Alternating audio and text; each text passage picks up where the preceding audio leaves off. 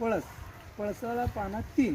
किती केलं तरी पळसाला पाना 3च म्हणते. मराठीमध्ये म्हणच आहे. महाराष्ट्रात एक मन आहे. मन का ठेवलं की तेव्हा शिवाजी महाराजांच्या काळात हे पळस झाडं वापरलेले आहेत. त्यामुळे त्या महाराष्ट्रात म्हणजे म्हणून त्या महाराष्ट्रात मन काय ठेवलं की पळसाला पाना 3. त्या महाराजांच्या काळात एक झाडं वापरल्याबद्दल ते पळसाला पाना 3 असं ठेवलेलं आहे. आणि त्याच्यानंतर पळस हा पांढरा पळस आहे. हा खूप रेअरी झाड आहे. तुम्ही केशरी रंगाचं पळस कुठेही बघायला भेटतात. त्याला प्लेन फॉरेस्ट म्हणतात पळसाला. हो ते पळसाला. आणि हा पांढरा पळस खूप रेअर आहे. कुठेही बघायला भेटत नाही जास्त ठिकाणी. म्हणजे चुकून एखाद्या ठिकाणी आता पांढरा पळस बघायला भेटतो. पळसाचं झाडाचं फांदे जर आपल्या जवळ जर असाल मग आपल्या आपण कुठेतरी चाललं. आता तुम्ही म्हणलं की हिरड्या झाडाचं नाही का आईसारखी हिरडं झाड असलं की आईसारखी असं पळसाचं झाड असलं की पळसाचं फांद्याचं आपल्या जवळ असलं की आपण परवस्त पुढे गेले की आपल्याला परवत चांगलं होतं.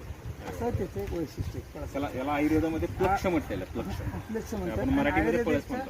ह्याच्या फुलं सुद्धा आयुर्वेदमध्ये वापरले जातात. आणि धुळीवंदनला रंग म्हणून सुद्धा ह्याचे फुलं वापरले जातात. हो संध्याकाळचं बिजळ ठेवायचे सकाळचा ओरिजिनल रंग हा पळसाच्या फुलापासून वापरले जातात. नॅचरली रंग हा चांगला फायदा समजला. हो.